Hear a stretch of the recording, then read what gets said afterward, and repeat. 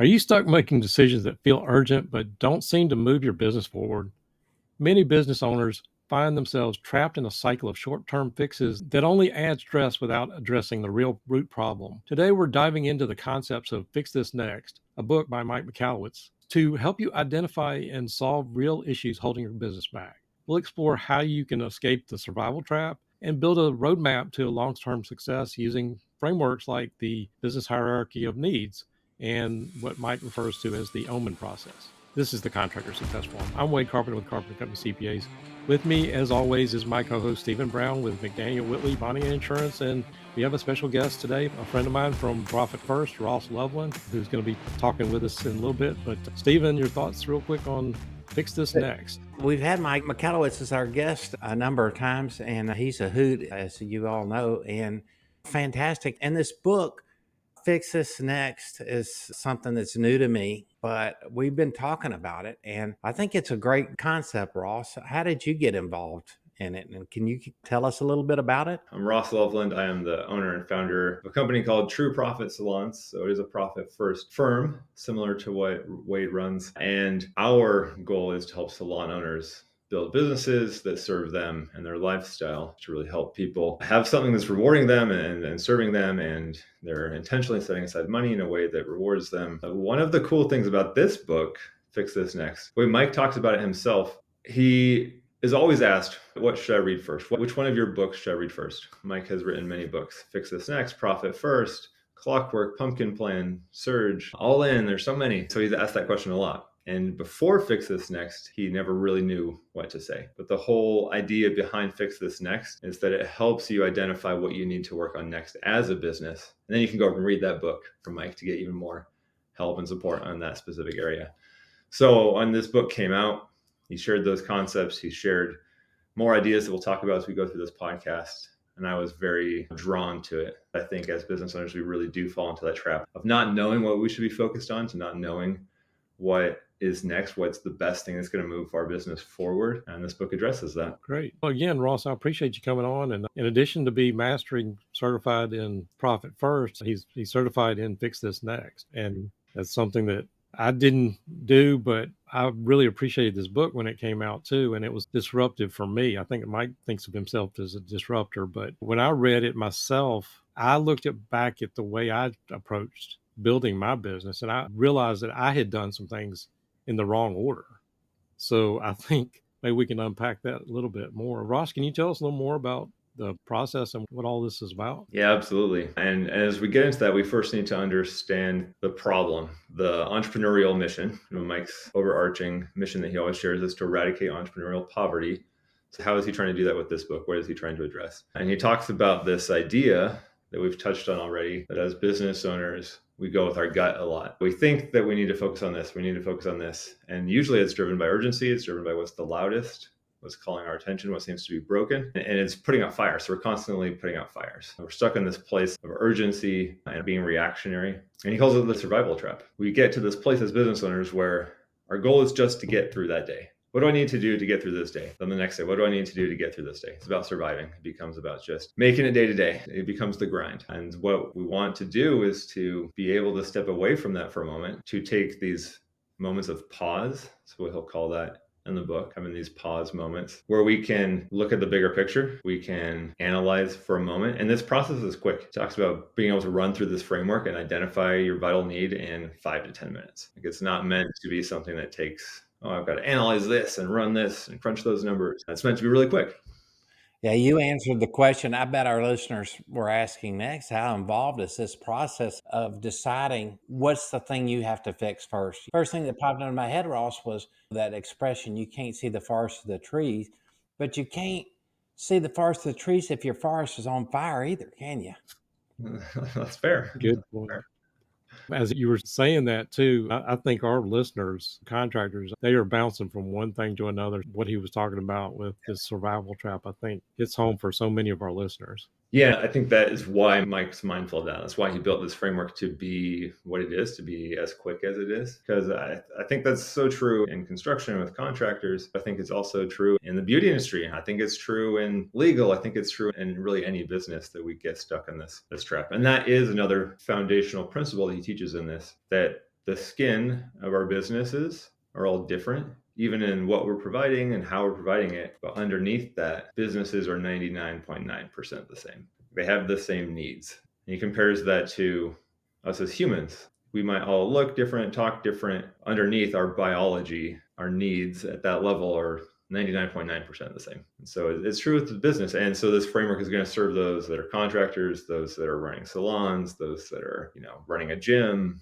whatever it might be. That's great. And I think going to the business hierarchy of needs, as Mike explains it, I don't know if we need to explain maybe the Maslow's hierarchy of needs. 1943, that was the year that Abraham Maslow released this idea that he'd come up with, this hierarchy of needs that we as humans have. So at its base level, we have our need for things like food, water, and air. This is bare necessities. Then our next level up, we have safety. So we need to feel safe, have some shelter, physical safety from threats. Then we get into self-esteem. We get into these higher levels as we go up this human hierarchy of needs. So businesses have the same thing. They really do have these 5 needs that fit a pyramid. We're at our base level. In the case of a business, we've got sales. That's our air. Without sales, we don't have a business. Maybe we have a hobby, but if we're not bringing in any money, we don't really have a business. Then we've got profit. We've got money coming in. Are we managing it well? Are we profitable? Do we have good margins? How are our expenses? Order is about systems. It's about processes. It's about being able to put some structure in place around everything else that's happening. Impact. So this is now we're getting into maybe some longer term thinking, some longer term ideas. So impact is about the kind of culture that we're creating, both with our team members, but also with our clients. And then the very top, legacy. Legacy is about creating truly a legacy business, something that will outlive you as the owner, something that has reached that place where it's more than the business. It's become a lasting entity that will hopefully span generations. One of the things that he points out that I think is really interesting is that with our human needs, it's very instinctual. We understand, we feel when we're hungry. Okay, that's our base need right now. Like I haven't eaten in so long, I know that I need that.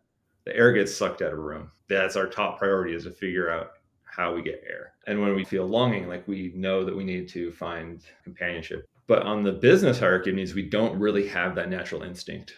We have our gut feelings, which we follow a lot and are usually wrong, or they're not accurate enough. Maybe we're along the right track, but we're not quite there. It becomes the equivalent of maybe we are, he uses this example, I think this is one straight from his book, of being held up at gunpoint, like with our physical needs. That's our top priority. Is like we need to find safety. We see someone in front of us. The air gets sucked out of the room. We're no longer worried about safety. We're worried about finding air.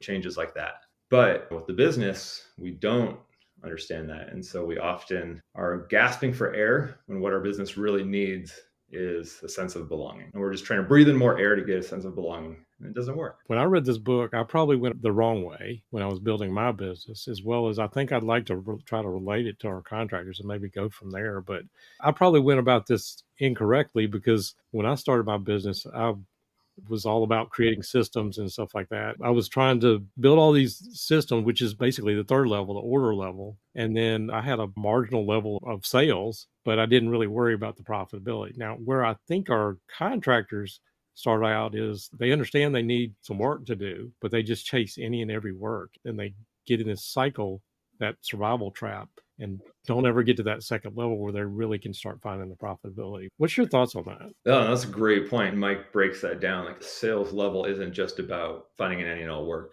Like he has these different principles, these different things that we can go through. So as we do this quick analysis, we can ask ourselves these different questions on the sales level, and it can prompt us to think more strategically than maybe we have in the past. So one of those principles is in the sales level. He's got 5 questions in each level, 5 principles followed by a question that we can ask ourselves to see if we're meeting that need. It's called prospect attraction. Do you attract enough quality prospects to support your needed sales? He's got some important words in there. Are they quality prospects? Are we getting enough of them? And are they supporting what our needed sales are? There's a principle right before that's called lifestyle congruence, which is, have you figured out how much sales you need in order to support your life and what you're trying to build? And so this prospect attraction is tagging onto that. Are we getting enough quality ones that will support that? That's a really important principle. It's not just about finding any and all work. Absolutely. It's so amazing to me, Ross, how so many people have not defined what their ideal prospect looks like, or maybe they just don't know yet. As I've evolved in my business, I can tell you my ideal prospect is a customer that's looking for a professional for advice that can handle all their insurance needs, handle their surety bonding program. And I take it even further. Do they take my advice most of the time, and do they pay their bills on time? I know that a lot of contractors, they have a niche, they know what they're doing. And a lot of folks that are starting any kind of business, they have a gift of something that they enjoy and they think they're good at doing. And they're probably 1,000 times better at doing that niche than, say, I would be. They haven't really defined exactly what it is they want to accomplish. And I think that's one of the reasons that we go through this whole process, because even the idea of identifying some of those higher levels and like going through those questions, even if that's not our need right now, it does help us to keep that in mind of where we want to be. It's a pyramid for a reason. We have our bottom layer. It's not meant to be linear. It's not meant to be you start at the bottom, you work to the top, and you're done. But it does have a structure for a reason. It's meant to be something that we can cycle through. And I know as we meet needs, we keep coming back through it. But yeah, I think that's so important. We need to know where we're going. And that's a little bit of that's in that lifestyle congruence, where we have to have at least an idea of what this business needs to accomplish, how it should be supporting us in order to then achieve that number of sales. Then we'll see it in some of the other levels as well. What's the profitability, things like that. Well, that's exactly where I wanted to go with this, because in our world with these contractors, they believe that more sales is the cure to all evils. Just if I can just get to 500,000 or 2 million or 5 million, things get better, and they forget about that second level of profitability. I know we could probably spend the rest of the time just talking about there's more to this book, but can you unpack that a little bit? Again, at some point, our contractors need to understand you got to stop looking just for sales. The movie Jaws is like, we need a bigger boat. You don't always need a bigger boat. I love that you brought that up. I actually just recorded a YouTube video yesterday where I talked about some money myths. And one of those is that sales is the most important number. I think that is a big myth, that we have that idea that when things are hard, when money is tight, I just need to sell more. If I can sell more, it will solve my problems. If I reach 500,000 or 1 million in revenue or whatever the target is for the individual, then everything is awesome. Like, then I've made it. But the reality is, when we do that, when we grow our sales, what we're doing is we're just scaling what we've built now. So if we have something now that's not serving us, that's causing us some problems, as we grow and scale it, we're just going to have something that's bigger that's causing us more problems and still not serving us. So what we need to do, we need to understand how we can be profitable at our current level, nail that, and then we can grow and we can scale it. There's another similar myth that we often have, that in order to grow, in order to expand our business, we have to spend money. I have to lose money today if I want to have a chance of making money later down the road. I think that's another myth. I don't think that's true. I think actually when we become more profitable, it gives us opportunities and chances to do things that we wouldn't otherwise be able to do. When we're profitable, we can take advantage of things that come our way that we wouldn't otherwise be able to, because we're profitable, because we're stable. We can do a heavier lift. We can expand. We can hire another team member. We can buy a piece of equipment, because we've got that base of profitability, and cash should come with that. Absolutely. And getting that cash and that room to grow gets you to that third level is the order in building those systems. And that's a great level. That's a fun one when you get to start to do some work there. It ties in really well with Mike's book, Clockwork. So building these systems and these processes in place so that you as the owner stop becoming what he calls it in Fix This Next, the linchpin. You stop becoming the one person that everything has to go through, really the bottleneck. And so you get to put things in place so that not everything's reliant on you, and then hopefully get to a place where you can take time off. You can take vacations. You can not have your phone or your laptop with you, and you can enjoy life a little bit more. Is anything else you want to say? Because I know we've got the whole OMEN process and all that stuff we need to unpack too. Let me actually touch on the process of identifying your vital need. And I think you can find some of these resources online at, I think it is fixthisnext.com. If not, you could search Mike Michalowicz, Fix This Next, and you'll come up with it. The process is you go through, it basically becomes a questionnaire. Each of these 5 levels has 5 principles and questions. So you go through and you identify those things that aren't met. You'll do that for all 5 levels, and then you'll look at what's not met. If, for example, you have some needs that aren't met on the profit and the impact and legacy level, you would then go to the lowest of the ones that you haven't checked, in this case, profit. You'd look at that need that's not met and you'd work on that. That's your vital need. So then as you work on that, your business will evolve. It will make tremendous progress because now you're no longer a millimeter in 1,000 directions. You're very focused moving forward in one direction. You can solve that. You can improve it. Not that it will happen overnight, but you can make great progress. And once that need is solved, then you can go to the next unmet need. And in that sense, you may work up the pyramid, but then things always change with business. And there'll be times when maybe we've met all of our needs at a certain level. And now it's time to focus more on sales. We need to improve our prospect attraction, or we want to increase the amount of sales that the business is bringing in because we've got a different goal now. We've got a different lifestyle. We're leveling up. So as we go through these level ups, then we'll cycle back through. And the order level, he talks about, so there's 5 here: minimized wasted effort. So do we have a model to look at our processes to identify those things that are bottlenecks? He calls another one role alignment. So this is our people's roles and responsibilities really matched to their talent, people in the right positions. Outcome delegation are the people closest to the problem, empowered to resolve it. Have we given that to our team, or are we holding it all ourselves, which is the 4th one that he talks about, which I already mentioned, linchpin redundancy. Do we have these linchpins in place? It's almost always the business owner, but it can be others too, where things are getting stuck because they always have to go through. It also creates risk. So if you get hurt or you get injured, everything goes through you, you've stalled the business. What does it do now? Can it operate without you? You need to have a plan in place to make sure that doesn't happen.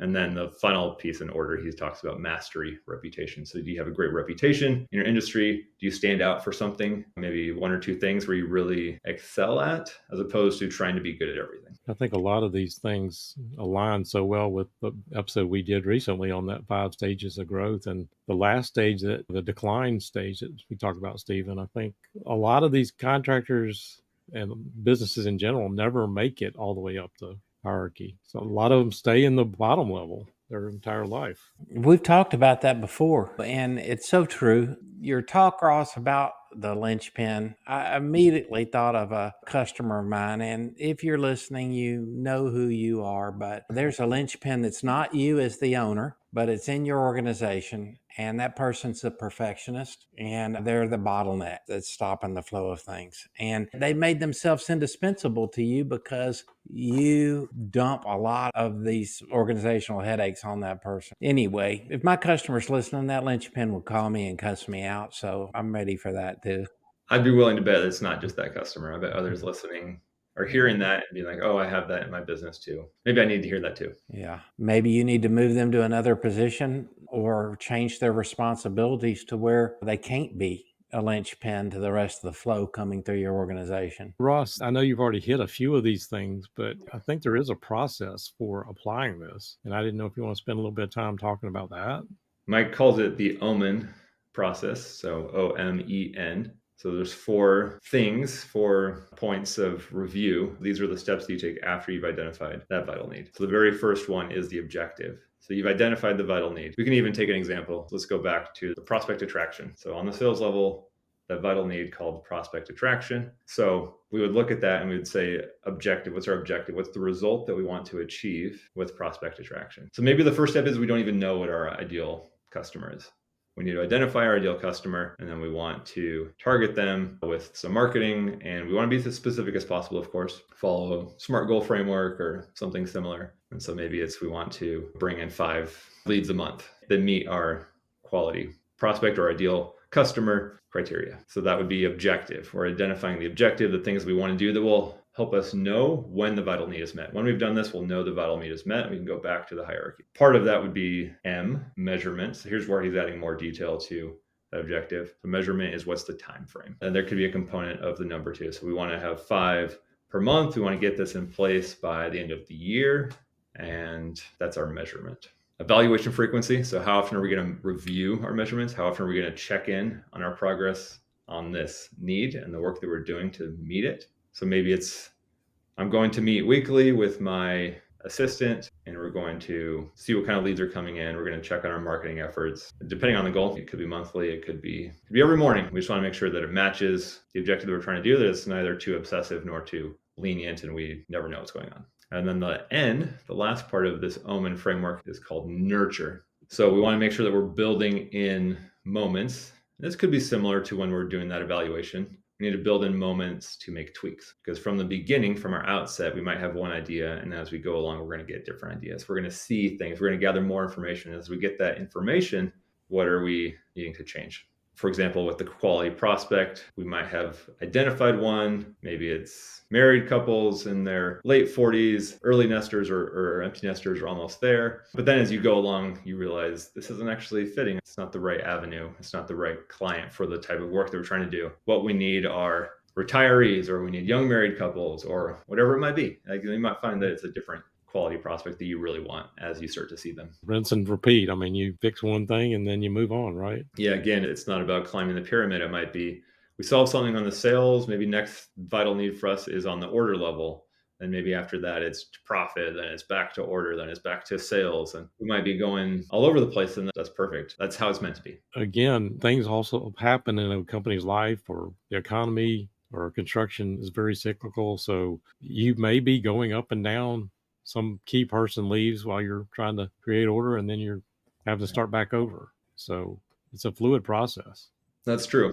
It is meant to be really with the questions, and as we get into each of these vital needs, we're solving them on a deeper level. If we come back to the same need later, it should be building on what we did before. Like, we are making progress, we are making growth. We're not creating the same situation that we're trying to avoid. The whole point of this is to avoid running around like a chicken with its head cut off, putting out fires, always solving the thing that's right in front of us. And so by doing this process, we are solving these needs on a deeper level. So we are making progress. And so we might come back to them, but again, it's a level up. Now we're solving it on an even better way, even more profitable, or our systems are even better, things like that. Yeah, and if something does happen like that, it is a lot easier to go to that next level. So that's a great observation.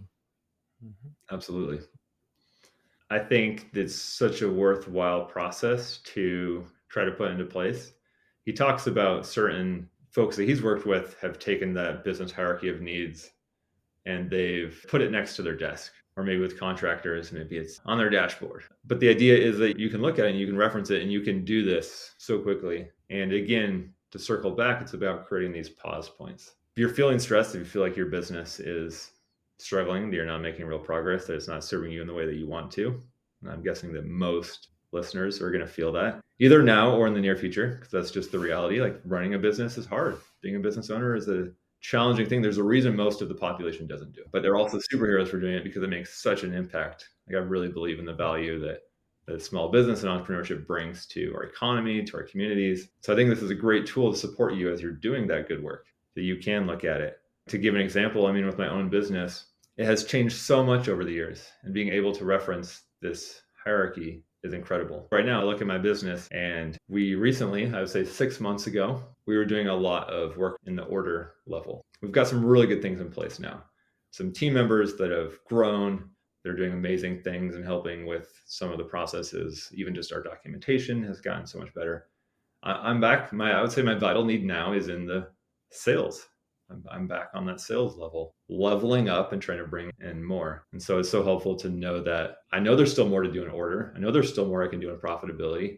I want to build a legacy business. I want to make an impact with my clients, with my team members, but I can't do it all at the same time. If I really want to make progress, I've got to focus, keep the other things going, of course. We don't abandon sales to work on profit. We don't tell our customers, just wait a couple months, we're going to work on profit. We're not going to do anything for you, but keep sending us money. No, we have to keep things going, of course, as we work on our business. I think you nailed it, Ross. That's exactly what we wanted to understand, is how this affects you and how you've seen it in action. My whole thought process as I was going through the hierarchy of needs personally were just simply some customers that I needed to fire and some other ones that I need to spend more time with. I just love that. That's so important. And by doing that, I'm sure you feel freed up both with your time, but I'm guessing even emotionally. You've let some tough ones go, and now you're in a better place. The tough ones are stressful. And when you fire them, they'll cling to the back of your neck and I'll never let you go. This has been some great insights. And again, every time I revisit the book, it reminds me of several things in my own life, where I am and what I need to do next. Ross, I really appreciate you spending some time with us today. Any ways that our listeners can contact you, or final thoughts? Sure. Yeah. TrueProfitSalons.com is our website, and you can also find us on Instagram and YouTube. Those are our main platforms. True Profit Salons is our handle on both. And just my final thought is this idea of trade-offs. So in our business, we have to make intentional choices. We can't do it all. But by making those choices, we can then excel. Instead of doing everything, we can do a couple things really well. And I think that is key to success and sanity. Well said. Thank you again for being here. For our listeners, have you got any thoughts or questions about today's episode? We'd love to hear from you. Share your ideas, your feedback, topics you want us to cover on future episodes in the comments below.